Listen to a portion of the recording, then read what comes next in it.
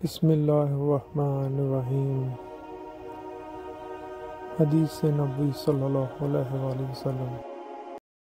رسول اللہ صلی اللہ علیہ وسلم ایک دن حضرت عائشہ رضی اللہ تعالی عنہا کے پاس آئے۔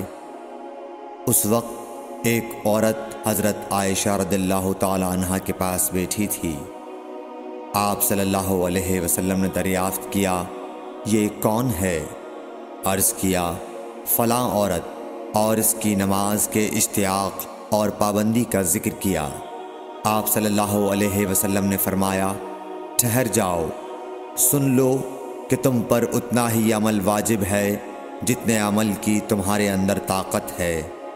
اللہ کی قسم، ثواب دینے سے اللہ نہیں اکتاتا، مگر تم عمل کرتے کرتے اکتا جاؤ گے، اور اللہ کو دین کا وہی عمل زیادہ پسند ہے جس کی ہمیشہ پابندی کی جا سکے، اور انسان بغیر اکتائے اسے انجام دے۔